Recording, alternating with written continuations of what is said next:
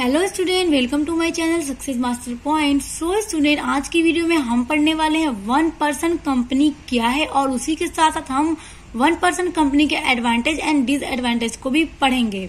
तो चलिए सबसे पहले एक डेफिनेशन के थ्रू समझते हैं कि 1% कंपनी क्या है। 1% company means a company which has only 1% as a member. Such a company may be formed for any lawful purpose by 1%. It is a type of private company. 1% company को एक अकेला आदमी open करता है और ये कंपनी एक private company की तरह होती है, लेकिन इसमें सिर्फ एक मेंबर होता है और वही उसका डायरेक्टर होता है।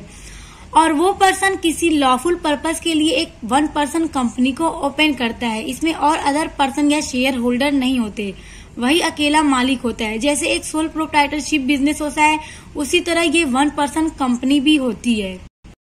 तो चलिए आप पढ़ते हैं एडवांटेजेस ऑफ 1% कंपनी। तो सबसे पहला एडवांटेज है limited liability. The main advantage of 1% company is that the liability of the owner is limited. एक 1% कंपनी की सबसे बड़ी एडवांटेज यही है कि उसके ऑनर की जो लायबिलिटी होती है वो ऑलवेज लिमिटेड होती है।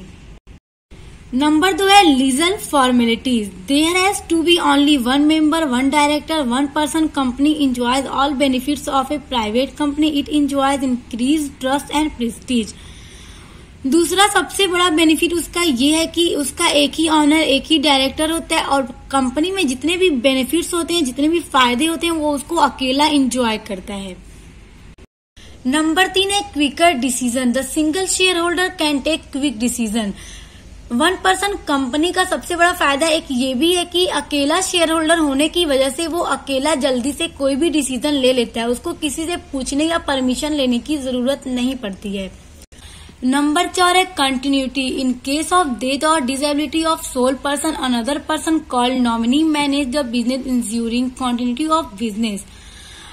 अगर एक 1% कंपनी के ऑनर की डेथ हो जाए या फिर वो नहीं है, तो अगर उसका कोई नॉमिनी होगा तो वो उसके बिजनेस को कंटिन्यूटी चला सकता है।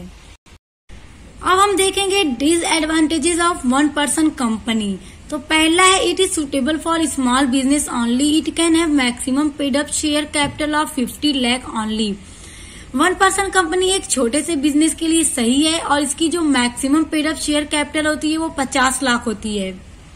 नंबर 2 है it enjoys no concession under income tax act. It is put under same tax slab as other private company. इसका दूसरा सबसे बड़ा एडवांटेजेस ये है कि एक 1% कंपनी कोई भी टैक्स को एंजॉय नहीं कर सकती। जिस तरह से सभी प्राइवेट कंपनियां टैक्स देती हैं, उसी तरह इसको भी टैक्स देना पड़ता है।